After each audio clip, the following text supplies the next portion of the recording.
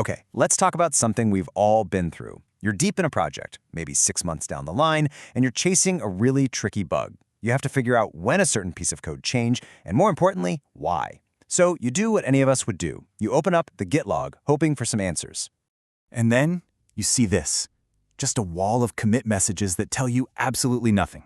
Stuff, fix, whip, and my personal favorite, just keyboard smash. This isn't just a little messy, it's a dead end. Now you're stuck spending hours, maybe even days, trying to figure out decisions that should have been documented right here in the first place. I mean, really, how much of your life have you wasted trying to decode a project history that looks just like this one? It's a super common problem, right? But the good news is, it's a problem we can totally solve just by changing how we think about the good old commit message. And that really gets to the heart of what we're talking about today. A commit message. It's not for the machine. Git honestly doesn't care what you write in there. A commit message is for people. It's documentation. It's a note you're leaving for your teammates, and, let's be real, it's mostly for your future self who will have zero memory of why you did what you did. So, how do we start building a history that's actually helpful? Well, it all starts with our first big principle. Commit atomically. So what does atomic even mean here?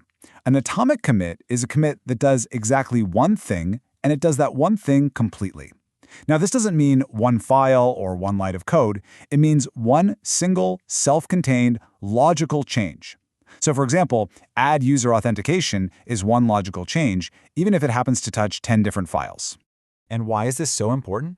Because committing atomically makes just about every part of being a developer so much easier. Your code reviews, suddenly they're super straightforward, because your reviewer is just looking at one single isolated change. Need to revert something? It's way safer. You can undo the exact thing that broke without messing up 5 other unrelated features.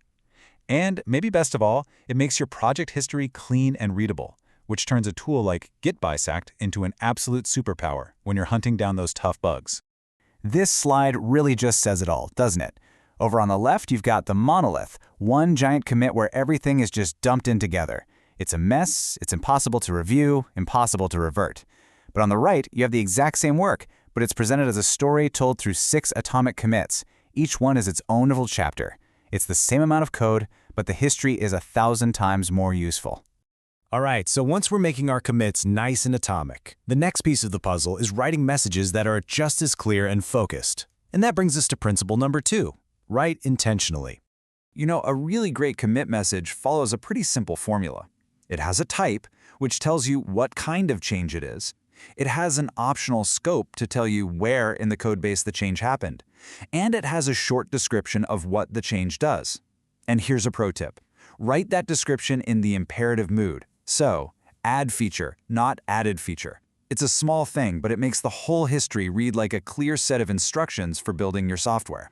These types aren't just random either. They come from a standard called conventional commits. You don't have to memorize all of them, but just getting the main ones down, like feat for a new feature, fix for a bug, and refactor for code cleanup, it instantly makes your history scannable. Just imagine being able to quickly find every single bug fix that went into the last release. That's the kind of power this simple structure gives you. And this just shows the transformation perfectly. Look at the column on the left. It's pure noise, right? Now look at the right. Each one of those messages tells you the type of change, the part of the app it affects, and exactly what it does, all in just a few words. One side is totally useless. The other is a powerful tool for understanding your project. It's night and day.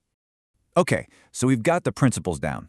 But how do we actually put them into practice during the chaotic reality of everyday coding? Well, let's break down what a professional's workflow actually looks like. Here is the absolute key mindset shift you need to make. It is 100% okay for your own local commit history to be a total mess while you're figuring things out. Go ahead, use whip or fix typo commits all you want on your own machine. The trick is to treat that history like a first draft. Before you share it with your team, you're going to clean it up and make it tell a clear, concise story. So your workflow becomes this really simple loop. First, you write your code. Then, you stage your changes thoughtfully. A tool like git add-p is your best friend here because it lets your group changes logically even if they're in the same file. Then you commit that single logical change with a great message. And finally, this is the magic step. Before you push, you use a tool like interactive Rebase to clean it all up. squashing all those messy WIP commits into a few beautiful atomic ones. Now look, this might feel like a little bit of extra work up front, but it's not just work, it's an investment. Adopting these habits is like sending a gift into the future for yourself and for every single developer who ever has to work on this code after you. When you get right down to it, your commit log is more than just a record of changes. It's the story of how your project came to be. So the real takeaway here is this: when you're writing that story, make it a story worth reading.